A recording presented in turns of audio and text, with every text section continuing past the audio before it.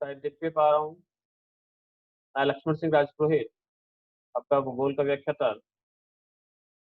और आज शुरुआत करते हैं हम हमारी पहली स्लाइड, जिसके माध्यम से हम देखेंगे कि अभी जो आपका प्रथम वर्ष है, इस प्रथम वर्ष के अंतर्गत आपको किन किन विषयों का भूगोल के अंतर्गत अध्ययन करना है। आपके शायद भूगोल रहा होगा 12th के अंतर्गत। अगर नहीं रहा है तो भी कोई बात नहीं, हम धीरे धीरे करके सारे ही जो चैप्टर्स हैं उनको शुरू से सीखेंगे। अगर भूगोल रहा है तो काफी चीजें आपको पहले से मालूम होगी। बढ़ते हैं हम कि जयनारायण व्यास विश्वविद्यालय जोधपुर द्वारा जो आपका पाठ्यक्रम निश्चित किया गया है, उस पाठ्यक्रम के अंतर्गत आपके 2 पेपर का निर्धारण किया गया है। वो 2 पेपर कौन कौन से हैं, 1 बाय 1 करके हम एक एक पेपर का विश्लेषण करते हैं और जानते हैं कि किन किन पेपर के अंतर्गत हमें किन किन बातों को या किन किन तथ्यों का अध्ययन करना है। शुरुआत करते हैं हम। आपके लिए 2 पेपर हैं। एक है आपका फिजिकल ज्योग्राफी या भौतिक भूगोल, और एक है भारत का भूगोल, इंडियन ज्योग्राफी। ये 2 विषय है जो आपको प्रथम वर्ष के अंतर्गत अध्ययन करना है। दोनों ही जो विषय है काफी महत्वपूर्ण है, और सबसे ज्यादा महत्वपूर्ण है कि आपने 12th के बाद इस विषय का चयन किया। क्योंकि अगर करियर की दृष्टि से देखा जाए या फिर आप अपने खुद के भविष्य के निर्माण के आधार पर देखा जाए, दोनों ही दृष्टि से आपके लिए भूगोल विषय एक महत्वपूर्ण विषय के रूप में पहचान रखता है।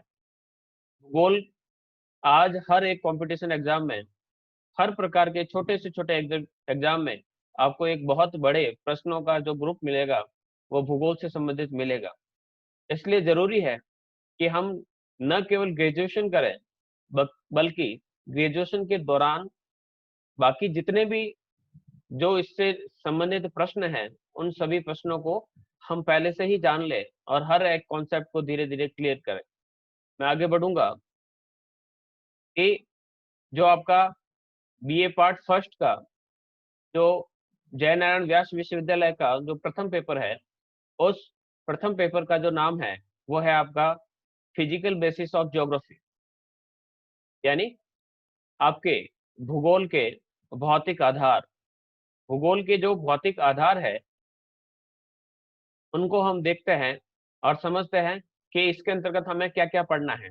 जब भी हम फिजिकल की बात करते हैं तो फिजिकल जो ज्योग्राफी है या जो ज्योग्राफी का जो फिजिकल पार्ट्स है, उसमें हम नेचर से रिलेटेड या अर्थ से रिलेटेड जितने भी जो स्ट्रक्चर्स हैं उनके बारे में अध्ययन करते हैं। अर्थ से रिलेटेड स्ट्रक्चर्स का अर्थ है कि हम इन्हें अगर 3 भागों के अंदर डिवाइड करें, जो आपके प्रथम श्रेणी के जो स्ट्रक्चर्स है, जिसके अंतर्गत हम शामिल कर सकते हैं आपके महाद्वीप एवं विभिन्न महासागरीय की तलियां। इसके बाद हम द्वितीय स्तर के जो स्ट्रक्चर्स हैं उसमें शामिल करना चाहें तो पर्वत, पठार, मैदान, झीलें, ये आपके द्वितीय श्रेणी के स्ट्रक्चर्स हैं। और तीसरे श्रेणी पर अगर हम देखें तो विभिन्न जो स्थलाकृतियां बनती हैं, यानी बहता हुआ पानी हो, चाहे बहती हुई हवा हो, चाहे बहता हुआ बर्फ जिसे हिमनद कहते हैं, वो बहते समय कौन कौन से स्ट्रक्चर्स का निर्माण करता है। तो इन सभी का हम जो अध्ययन करते हैं वो हम इस भौतिक भूगोल के अंतर्गत करते हैं। हम इसकी शुरुआत करेंगे अपने यूनिट नंबर फर्स्ट से, कि जो हमारी प्रथम यूनिट या यूनिट नंबर जो 1 है, इस प्रथम यूनिट के अंतर्गत हमें किन किन बातों का अध्ययन करना है या हमारे सामने कौन कौन से टॉपिक है। सबसे पहला जो टॉपिक है वो है ओरिजिन ऑफ द अर्थ, पृथ्वी का निर्माण या ग्रहों का निर्माण। सबसे पहले हम ये जानने का प्रयास करेंगे कि किस प्रकार से हमारी जो पृथ्वी है वो पृथ्वी किस प्रकार से बनी, क्यों इसका आकार गोल है, क्यों चंद्रमा इसके चारों ओर चक्कर निकालता है, या क्यों पृथ्वी सूर्य के चारों ओर घूमती है।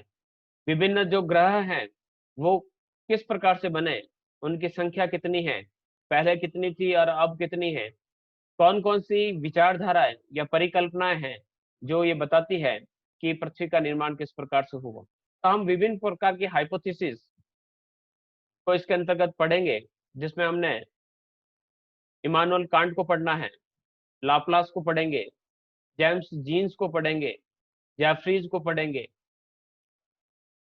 तो इस प्रकार से हम इनकी अलग अलग हाइपोथेसिस के माध्यम से अलग अलग विचारकों के हम मत जानेंगे कि किस प्रकार से पृथ्वी का निर्माण हुआ। तो ये आपकी पहली यूनिट का पहला चैप्टर है, पृथ्वी का निर्माण कैसे हुआ। हम दूसरे चैप्टर की ओर बढ़ते हैं। तो दूसरा जो चैप्टर है वो है आपका इंटीरियर ऑफ द अर्थ, पृथ्वी की आंतरिक संरचना। पृथ्वी के भूगर्भ में हम जाते हैं तो हमें क्या मिलता है, क्या वहां पर परतें मिलती है, या फिर एक जैसा ही धरातल है, या फिर हम जैसे जैसे गहराई की ओर बढ़ेंगे तो हम पानी मिलेगा। तो ये सब जो तथ्य हैं हम इस टॉपिक के अंतर्गत स्पष्ट करेंगे कि पृथ्वी का जो आंतरिक हिस्सा है वो कैसा है, वो ठंडा है या गर्म है, ठोस है या तरल है। इस सभी बातों का जो पता लगाएंगे वो हम इस टॉपिक के अंतर्गत पता लगाएंगे। नेक्स्ट है आपका तीसरा जो है थ्योरी ऑफ आइसोस्टेसी, भू संतुलन की संकल्पना। आइसोस्टेसी जिसे भू संतुलन कहा जाता है, तो भू संतुलन का अर्थ इस प्रकार से है कि अगर हम पृथ्वी पर देखें तो हमें विभिन्न प्रकार के स्ट्रक्चर्स नजर आते हैं। कहीं पर बड़े बड़े ऊंचे भारी दिखते हुए जो पर्वत है, और कहीं पर बिल्कुल पर्वत रहित मैदान है। तो कहीं पर भारी पदार्थ पाए जा रहे हैं और कहीं पर एकदम खड्डे, यानी महासागरों की तली में जिस प्रकार से एक बिल्कुल खड्डे नुमा स्थिति पाई जाती है, झीलों में खड्डा पाया जाता है, केवल पानी भरा रहता है। तो किस प्रकार से ये अपना आपका बैलेंस रखते हैं, यानी पर्वत पठार मैदान जो अपना बैलेंस है इस पृथ्वी पर किस प्रकार से बनाए रखते हैं, उससे रिलेटेड जो अध्ययन किया जाएगा वो थ्योरी ऑफ आइसोस्टेसिस के अंतर्गत हम करेंगे। नेक्स्ट जो हमारा टॉपिक है वो है अर्थ मूवमेंट, भू संचलन। भू संचलन यानी पृथ्वी के अंतर्गत विभिन्न प्रकार की जो मूवमेंट्स होती है, उन मूवमेंट्स को हम देखेंगे कि ये मूवमेंट्स किस प्रकार से होती है, और इन्हीं मूवमेंट्स के माध्यम से जो फॉल्ट्स एंड फॉल्ट्स किस प्रकार से बनते हैं। फॉल्ट्स का अर्थ होता है वलन, वलन किस प्रकार से बनते हैं, यानी अगर किसी प्रकार से हम किसी वस्तु को दबाते हैं तो दबाने के बाद उसकी क्या स्थिति होती है, क्या उसके अंदर फॉल्ट आता है या फिर वो टूट जाती है। तो अगर टूट जाती है तो उसको हम फॉल्ट्स कहेंगे। अगर उसके अंदर बैंड आ जाता है, उसके अंदर फोर्स आ जाता है, तो हम उसे फोर्स या इसको हम कहेंगे वलन। और जो फॉल्ट्स होते हैं उन्हें हम कहेंगे आपके भ्रंश। तो भ्रंश और वलन के बारे में पढ़ेंगे, ये कितने प्रकार के होते हैं, किस प्रकार से इनका फॉर्मेशन होता है, कौन कौन से फोर्सेस इनको निभाने या इनको करने में कौन कौन से फोर्सेस लगते हैं। नेक्स्ट जो टॉपिक रहेगा हमारा रॉक्स एंड देयर क्लासिफिकेशन, चट्टाने या शैल और उनका वर्गीकरण। रॉक्स क्या है, किस प्रकार से हम उसको क्लासिफाइड कर सकते हैं, डिफरेंट टाइप्स ऑफ रॉक्स किस प्रकार से फॉर्मेट हुई, यानी विभिन्न जो चट्टाने हैं वो चट्टाने किस प्रकार से बनी हैं, उनका निर्माण किस प्रकार से हुआ, कौन कौन सी सामग्रियां उसके निर्माण में भाग लेती है, और किस प्रकार से अभी वर्तमान स्वरूप में हमें जो चट्टान या पत्थर जो मिलती है तो उसके पीछे क्या इतिहास रहा। तो इन सभी बातों का अध्ययन हम फर्स्ट यूनिट के अंतर्गत करेंगे। क्लियर। सेकंड की हम बात करते हैं, तो यूनिट नंबर जो सेकंड है उसमें सबसे पहला जो हमारा जो टॉपिक रहेगा वो रहेगा अर्थक्वेक। अर्थक्वेक या भूकंप। तो भूकंप की जो फॉर्मेशन है किस प्रकार से होती है, किस प्रकार से अर्थक्वेक बनते हैं, या कौन कौन से जो फोर्सेस है अर्थक्वेक को लाने में अपना योगदान देते हैं, उसके बारे में एक डिटेल स्टडी रहेगी। क्या उसके ड्रॉबैक्स रहते हैं और कौन कौन से कह सकते हैं कि फायदे भी इस अर्थक्वेक के माध्यम से मिलते हैं, किस प्रकार से आप मेजर करते हैं, यानी उसका मापन किस प्रकार से किया जाता है उसके संबंध में। इसी प्रकार से नेक्स्ट जो टॉपिक रहेगा वो रहेगा वोल्केनोज, वोल्केनोज यानी ज्वालामुखी। तो यहाँ पर हम वल्केनोसिटी या फिर कह सकते हैं कि वॉल्केनिक एक्शन जो है उसके बारे में पढ़ेंगे कि वॉल्केनिक एक्शन किस प्रकार से होती है, कौन कौन से जो मैटर्स है या कौन कौन से जो पदार्थ है वो वल्केनो के अंतर्गत से या वल्केनिक जो प्रोसेस होती है उस समय पृथ्वी के धरातल पर पहुंचते हैं। What is the difference between the magma and lava, दोनों में क्या अंतर है उसको हम देखेंगे कि वॉल्केनोज किस प्रकार से फॉर्मेट होते हैं। फिर इसके साथ साथ हम दोनों ही अर्थक्वेक और वॉल्केनो दोनों के ही बारे में उनके एरिया को हम डिफाइन करेंगे कि वर्ल्ड मैप पर कौन कौन से एरिया है वहां पर अर्थक्वेक आते हैं और वॉल्केनोज की एक्टिविटी होती है, इसके पीछे क्या कारण है, क्यों आते हैं और किस प्रकार से ये फॉर्मेट होते हैं, क्यों रुक जाते हैं और कोई लगातार चलते रहते हैं। कई ऐसे मिस्ट्रीज हैं, उन मिस्ट्रीज को हम क्लियर करेंगे इन दोनों ही टॉपिक के अंतर्गत। नेक्स्ट जो टॉपिक है आपका सेकंड यूनिट नंबर जो सेकंड है वो है आपका मेजर लैंडफॉर्म्स, यानी प्रमुख भू प्रदेश या फिर कह सकते हैं कि जो भूखंड है। इसमें मैंने पहले कहा था कि आपके जो लैंडफॉर्म्स है उसको हम मेजरली 3 टाइप्स में डिवाइड कर सकते हैं। जो फर्स्ट टाइप जो होते हैं उसमें आपके कॉन्टिनेंट्स एंड आपके ओशन सी फ्लोर्स जो होते हैं उसको हम रखते हैं। सेकंड नंबर जो लैंडफॉर्म्स होते हैं उसके अंदर mountain plain plateaus and lake को रखते हैं। और थर्ड जो पोर्शन रहेगा उसके अंतर्गत हम विभिन्न प्रकार के जियोमॉर्फोलॉजिकल स्ट्रक्चर्स जो है उनको अंतर्गत इसके अंतर्गत रखते हैं।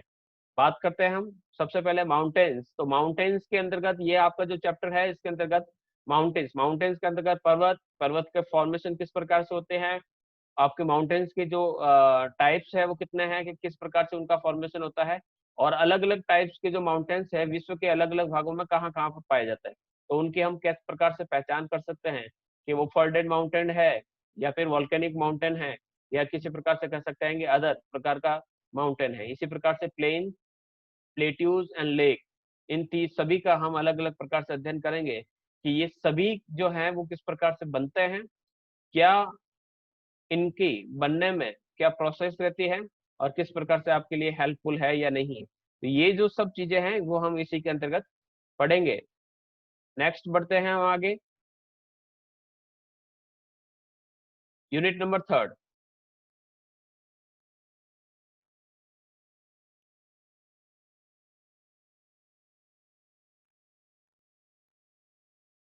यूनिट नंबर जो थर्ड है वो है आपका weathering and denudation. Weathering and denudation दे रखा है, डेनुडेशन जो वर्ड है उसमें वेदरिंग आपके उसमें शामिल होता है, लेकिन थोड़ा सा इसमें सिलेबस में लिख रखा है अलग से। वेदरिंग जो होता है, वेदरिंग को हम हिंदी में कहते हैं अपक्षय। अपक्षय जो होता है वो क्या होता है, और डेनुडेशन को हम हिंदी में कहते हैं अनाच्छादन। अगर हम डेनुडेशन की बात करते हैं तो डेनुडेशन में 3 प्रोसेस आपके शामिल होती है जिसमें अपक्षय, अपर्दन और निक्षेपण।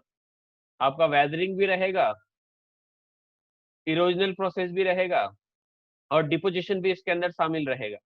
तो हम ज्यादा या डिटेल में जो पढ़ेंगे उसको हम वेदरिंग को पढ़ेंगे कि वेदरिंग क्या होता है, कौन कौन से एजेंट्स होते हैं जो वेदरिंग के लिए डिपेंडेबल रहते हैं, और किस प्रकार से वेदरिंग की प्रोसेस हार्मफुल रहती है या बेनिफिशियल रहती है अर्थ के लिए। तो उसके संबंध में हमारा वेदरिंग वाला टॉपिक रहेगा। वेदरिंग से रिलेटेड या डेनुडेशन से रिलेटेड या इरोजनल साइकिल जो रहेगा आगे हम पढ़ेंगे कि नॉर्मल साइकिल ऑफ इरोजन, अपर्दन का सामान्य चक्र।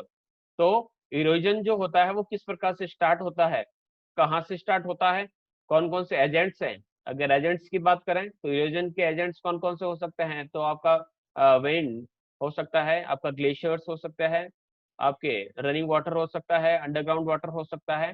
तो मेजरली यही आपके एजेंट्स होते हैं। तो इनका जो साइकिल होता है वो किस प्रकार से वर्क करता है, तो उस साइकिल को देखेंगे। और इसी साइकिल के अंतर्गत हम एक दो विचारक है जिनकी थॉट्स रही है इस संबंध में, उन्होंने अपने जो सिद्धांत है, थ्योरीज जो दी है, उन थ्योरीज को हम पढ़ेंगे कि जो इरोजनल साइकिल है वो किस प्रकार से चलता है। नेक्स्ट हम चलते हैं इसी का वर्क ऑफ रिवर्स, नदी के कार्य। मैंने कहा था फर्स्ट जो नंबर के जो स्ट्रक्चर्स होते हैं वो आपके होते हैं कॉन्टिनेंट्स।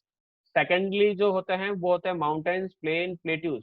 थर्ड नंबर के जो होते हैं स्ट्रक्चर्स या आपके लैंडस्केप वो कहलाते हैं आपके आपके रिवर्स के, वर्क ऑफ रिवर्स का अर्थ होता है कि जो रिवर है अपने ओरिजिन पॉइंट से उनका जो एंडिंग पॉइंट होता है वहां तक चलते हुए वो कौन कौन से स्ट्रक्चर्स बनाती है। जैसे कि वो आपके माउंटेन से नीचे उतरेगी तो उतरते समय वो विभिन्न प्रकार के टेरेस्ट एरिया को बनाएगी, या फिर वहां पर वो वाटरफॉल बनाएगी। इससे नीचे आएगा तो कह सकता है कि वहां पर आपके अलग अलग प्रकार के स्ट्रक्चर्स बनेंगे, वहां पर झील भी बन सकती है, वहां पर मियांडर बन सकता है, वहां पर आपके प्लेन्स बन सकता है, लास्ट में कैसा डेल्टा बनेगा। तो इस प्रकार से हम अलग अलग प्रकार के जो स्ट्रक्चर्स है जो रिवर्स से बनते हैं, यानी उनका जो मेन जो एजेंट है वो है रिवर। तो रिवर या वाटर जब बहता है तो वो कौन कौन से स्ट्रक्चर्स बनाता है उससे संबंधित आपका रहेगा वर्क ऑफ रिवर्स। इसी प्रकार से work of glaciers, work of glaciers के अंतर्गत हमारे ग्लेशियर्स जो रहेंगे वो ग्लेशियर्स जब मूव करते हैं तो मूव करते समय कौन कौन से स्ट्रक्चर्स बनाता है, चाहे डिपोजिशनल हो चाहे आपके इरोजनल हो, दोनों ही प्रकार के। यानी रिवर्स के अंतर्गत भी हम दोनों ही स्ट्रक्चर्स को पढ़ेंगे। इरोजनल स्ट्रक्चर्स कौन कौन से होते हैं और आपके डिपोजिशनल स्ट्रक्चर्स कौन कौन से होते हैं, दोनों ही प्रकार के स्ट्रक्चर्स को हम इसके अंतर्गत पढ़ते हैं। नेक्स्ट हम बढ़ते हैं ग्राउंड वाटर, यानी अंडरग्राउंड का जो वाटर है वह किस प्रकार से कौन कौन से स्ट्रक्चर्स बनते हैं। यहाँ पर हम कास्ट को पढ़ेंगे। शायद अगर आप 12th के अंतर्गत रहे होंगे, अगर आपके ज्योग्राफी रहा होगा तो एक आपके कास्ट कृष्ण कास्ट लैंडस्केप जो थे वो बनते हैं। तो ये किस प्रकार से रिफॉर्म होते हैं, किस प्रकार से बनते हैं, उसी प्रकार से हम विंड्स के बारे में बात करेंगे कि विंड्स विंड्स का जो एरिया है कौन कौन, बेसिकली जो मेन एरिया है वो है आपका जो डेजर्ट एरिया है या जो ड्राइड या सेमी ड्राइड जो एरिया है, उन एरिया के अंतर्गत जो स्पीडली विंड चलती है। तो विंड जब स्पीडली चलती है तो उसके साथ विभिन्न प्रकार के जो धूल के कण हैं वो बहते हैं। तो वहां पर दो प्रकार की क्रिया होती है, एक तो होती है आपके इरोजनल, इरोजनल के अंतर्गत आपके जो धूल के कण हैं सामने वाली जो सतह होती है उसको काट कर घिस कर छोटा कर लेते हैं। और एक दूसरी जो स्ट्रक्चर जो बनता है वो बनता है डिपोजिशनल। जैसे सैंड ड्यून्स की अगर बात करें तो सैंड ड्यून्स जो है वो आपके डिपोजिशनल प्रोसेस से बने हैं। तो दोनों ही प्रकार के स्ट्रक्चर्स, ये मैं एक दो बता रहा हूँ, बाकी हम डिटेल में पढ़ेंगे तो कई प्रकार के स्ट्रक्चर्स है, उन स्ट्रक्चर्स को हम देखेंगे। जैसे कि अगर आप अगर जैसलमेर या किसी डेजर्ट एरिया विजिट किया हो तो आपने ड्यून्स भी देखे होंगे और रिपल मार्क, जो ड्यून्स के ऊपर रिपल मार्क बनते हैं वो भी देखे होंगे। तो इस प्रकार के जो स्ट्रक्चर्स बनते हैं ड्यू टू विंड्स बनते हैं। इसी प्रकार से अलग अलग प्रकार के स्ट्रक्चर्स है, मशरूम रॉक है या फिर आप कह सकते हैं कि ड्राई कांटर है, अलग अलग जैसे जैसे हम आगे बढ़ेंगे उसके बारे में पढ़ेंगे। तो यहाँ तक हम कह सकते हैं कि 3rd यूनिट तक बढ़ चुके हैं। अगर हम क्लासिफिकेशन करें तो यहाँ से देखिए ये जो दो है आपके यहाँ तक, ये दोनों ही मैं कह सकता हूँ ये आपके लिथोस्फेयर या फिर जो आपका स्थलमंडल है, ठीक है, स्थलमंडल से रिलेटेड है। ठीक है, स्थलमंडल हो गया और ये तीसरा भी इसमें शामिल कर दीजिए, ये आपके ओवर द लैंड या फिर कहते हैं ओवर द अर्थ जो रहेगा आपके स्ट्रक्चर्स जो बनते हैं वो इस प्रकार से अर्थ के ऊपर के, ये आपके तीनों ही प्रोसेस यूनिट है वो आपके स्थलमंडल से संबंधित हैं। फिर हम यहाँ पर एटमॉस्फेयर की बात करेंगे और यहाँ पर हम हाइड्रोस्फेयर की बात करेंगे। तो ये हो जाएगा आपके 5th यूनिट जो है वो आपके जल मंडल से रिलेटेड, और जो 4th यूनिट है वो आपके एटमॉस्फेयर से रिलेटेड है। तो जो 4th यूनिट है उसमें सबसे जो पहला जो चैप्टर है वो है आपका एटमॉस्फेयर। एटमॉस्फेयर में आप लोग दोनों ही देखना है, उसका कंपोजिशन और उसका स्ट्रक्चर। कंपोजिशन के अंतर्गत हम देखेंगे कि जो हमारा जो एटमॉस्फेयर है उसमें कौन कौन सी गैसेज है, उनका क्या वॉल्यूम रहता है, किस प्रकार से वो बढ़ती है घटती है, कौन कौन सी गैसें हैं, कितनी परसेंटेज के अंतर्गत पाई जाती है, वो आपका कंपोजिशन के अंतर्गत आ जाएगा। दूसरा जो है वो है आपका स्ट्रक्चर। स्ट्रक्चर्स में हम एटमॉस्फेयर का लेयर सिस्टम देखेंगे कि जो एटमॉस्फेयर का जो लेयर सिस्टम है वो किस प्रकार से अर्थ टू सन की ओर जब जाते हैं तो उसका जो स्ट्रक्चर है किस प्रकार से बनता है, यानी सौर मंडल, समताप मंडल, मध्य मंडल, आपका बहिर्मंडल, ये जो प्ले आपके लेयर्स जो पाई जाती हैं उनका क्या फॉर्मेशन रहता है, किस प्रकार से उनका एरिया कितना है, कितनी ऊंचाई पर रहता है, जो भी चीजें हैं वो हम धीरे धीरे इसके माना स्ट्रक्चर्स के अंतर्गत पढ़ेंगे। तो एटमॉस्फेयर का एक बड़ा टॉपिक है आपके, काफी इंटरेस्टिंग टॉपिक और सारे ही सारे इंटरेस्टिंग टॉपिक है। नेक्स्ट हम चलेंगे इंसोलेशन, इंसोलेशन एंड टेम्परेचर। दोनों में आप क्या कह सकते हैं कि दोनों में फर्क है, और क्या फर्क है ये तो हम क्लास के अंतर्गत देखेंगे। इंसोलेशन को कह सकते हैं कि सूर्य ताप कहते हैं, और टेम्परेचर को हम कह सकते हैं तापमान। तो इंसोलेशन यानी सन की जो रेज है जो हमारे अर्थ की ओर आती है उनसे हम कह सकते हैं इंसोलेशन कहते हैं। टेम्परेचर कहता है कि उस इंसोलेशन से हमारा जो टेम्परेचर है प्लस होता है या माइनस होता है। तो उनकी दोनों ही जो कंडीशंस है वो उन कंडीशंस को देखेंगे कि आपके कौन से जो कॉजेज है जिसके माध्यम से आपका इंसोलेशन जो है इफेक्टिव होता है या फिर टेम्परेचर घटता है या बढ़ता है। तो अलग अलग इसमें जो टॉपिक्स है उसको हम दोनों में पढ़ेंगे। आप इसी के अंतर्गत आपका हीट बजट, आपका ऊष्मा बजट भी इसी के अंदर शामिल आ जाएगा। और टेम्परेचर को हम बेल्ट वाइज भी पढ़ेंगे, यानी हॉरिजेंटली जो टेम्परेचर रहता है उसको भी देखेंगे, और वर्टिकली जो अर्थ के ऊपर रहता है टेम्परेचर, अलग अलग जो अक्षांश जो पेटियां हैं उसके अंतर्गत टेम्परेचर का क्या रोल रहता है उसको भी हम इसके अंतर्गत रीड करेंगे। नेक्स्ट बढ़ते हैं हम एटमॉस्फेरिक प्रेशर। तो प्रेशर जो रहता है वायुदाब, वायुदाब किस प्रकार से बनता है, कौन कौन से एजेंट्स हैं वायुदाब बनाने में, वायुदाब की कौन कौन सी पेटियां हैं, यानी हाई प्रेशर लो प्रेशर किस प्रकार से बनता है, विंड्स जो है वो किस प्रकार से आपके फ्लो करती हैं, विंड की डायरेक्शन क्या रहेगी, किस दिशा से किस दिशा की ओर बढ़ेगी। तो ये जो डायरेक्शंस है या फिर विंड चाहे आपके मैक्रो साइज की हो या माइक्रो की हो या फिर कह सकते हैं कि आपके लोकल विंड्स हो, तो इन सभी विंड्स को हम पढ़ेंगे, क्लासिफाइड करेंगे कि आपके मैक्रो विंड्स जो है वो कौन कौन सी होती है। जैसे कि हम बात करेंगे व्यापारिक पवने, पछुआ पवने, ध्रुवीय पवने, ये आपके मैक्रो के अंतर्गत आएगी। तो इसी प्रकार से आपके मिनी वेव, आपके मैक्रो मिनी, इस प्रकार से अलग अलग प्रकार की जो विंड्स हैं आपके लोकल विंड्स, उसके बारे में जैसे कि लू को हम कहेंगे तो आपके लोकल विंड्स के नाम से जाने जाएंगे जो स्पेसिफिक किसी एक एरिया में ही रहती है। इसी प्रकार से हम नेक्स्ट जो पढ़ेंगे वो रहेगा ह्यूमिडिटी एंड पर्सिपिटेशन। पर्सिपिटेशन जो है इसके अंतर्गत ह्यूमिडिटी यानी आर्द्रता, आर्द्रता के जो तीनों आपके जो है पोर्शन है जिसके अंतर्गत आपके रिलेटिव ह्यूमिडिटी क्या होती है, ठीक है। तो रिलेटिव ह्यूमिडिटी को भी पढ़ेंगे हम, और अपेक्षित आर्द्रता हो जाएगी, निरपेक्ष आर्द्रता हो जाएगी। पर्सिपिटेशन के अंतर्गत हम वर्षण, वर्षण के अंतर्गत हम अलग अलग प्रकार के वर्षण के जो प्रकार है उसके बारे में पढ़ेंगे कि वर्षण जो है वो कितने प्रकार का होता है। तो वर्षण के अंतर्गत हम ओस को लेंगे, स्मोक को लेंगे, ड्यू ड्रॉप्स को लेंगे, जो पाला है उसको लेंगे, फॉग को लेंगे, स्मोक को लेंगे।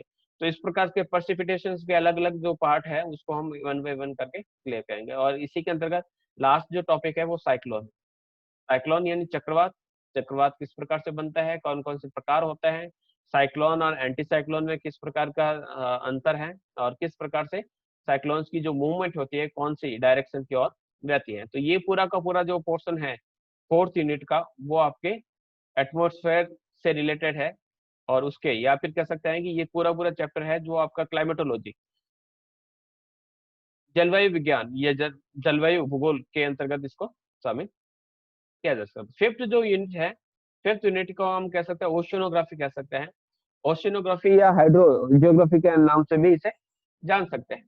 तो इसके अंतर्गत सबसे पहले हम हाइड्रोस्फेयर को देखेंगे। हाइड्रोस्फेयर के अंतर्गत हमारा जो जलमंडल है उस जलमंडल का टेम्परेचर ऑफ ओशियन वाटर, यानी महासागरों का जो जल है उसका जो तापमान है वो किस प्रकार से चलता है, तो उसका टेम्परेचर जो है वो किस प्रकार से रहेगा, किस प्रकार से वो हॉरिजेंटली और वर्टिकली चेंज होगा।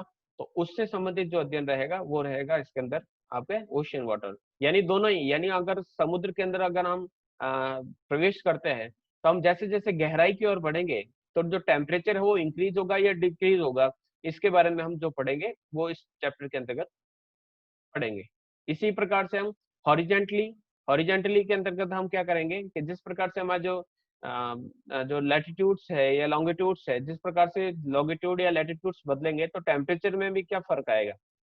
तो बेसिकली कह सकते हैं कि आपके जो अक्षांशीय स्थिति बदलती है तो उसके माध्यम से आपका टेम्परेचर भी आपके इंक्रीज और डिक्रीज होगा। तो वो कारण ड्यू तो कह सकते हैं कि आपके सनरेज है, सनरेज जहां पर कह सकते हैं डायरेक्टली आ रही है तो वहां पर आपको ऑब्वियसली है कि वहां पर आपको टेम्परेचर ज्यादा मिलेगा, लेकिन वो टेम्परेचर कितनी मीटर की गहराई तक मिलेगा या क्या क्या उसमें फैक्ट्स जो रहते हैं उसको हम पढ़ेंगे। नेक्स्ट है आपके सलाइनी, सलाइनिटी ऑफ ओशियन, महासागरों का खारापन, महासागर खारे हैं, कितने खारे हैं, क्या कारण है कि खारे हैं, कहाँ पर खारापन अधिक है, कहीं पर ज्यादा है, तो उसके पीछे क्या रीजंस है।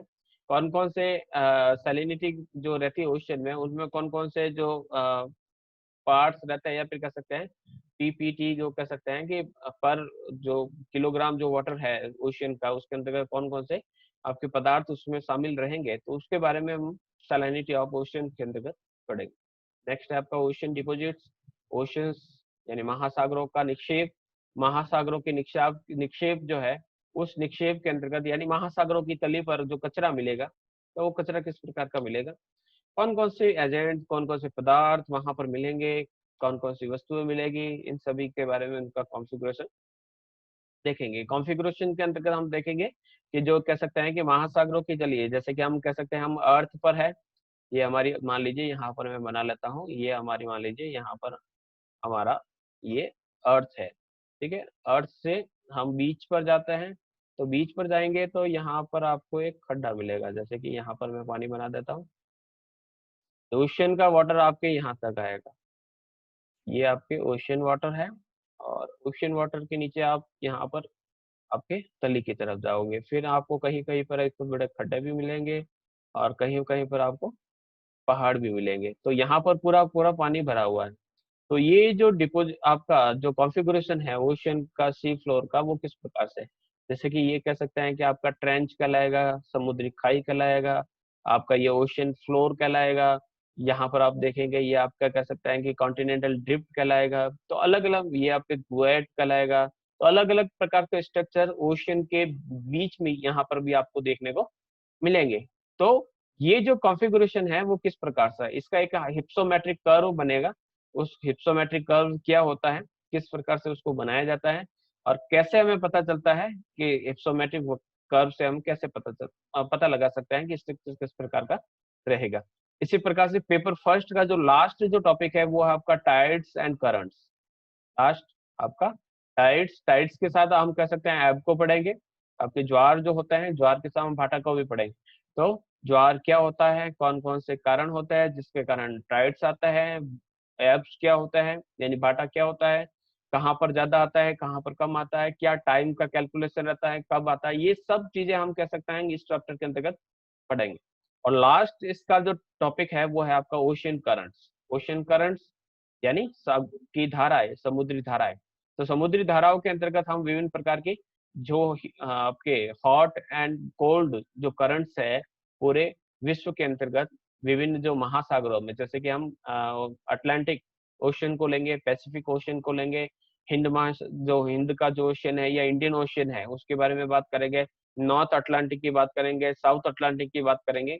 तो ये जितने भी आपके अ, जो ओशंस है, तो उस ओशंस के अंतर्गत बहने वाली जो करंट्स है, तो कौन सी हॉट है कौन सी कोल्ड है, इसके बारे में आपकी एक डिटेल स्टडी रहेगी।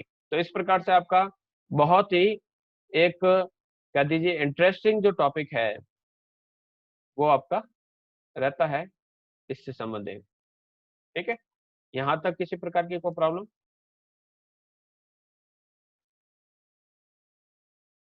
कोई प्रॉब्लम नहीं? कुछ मैं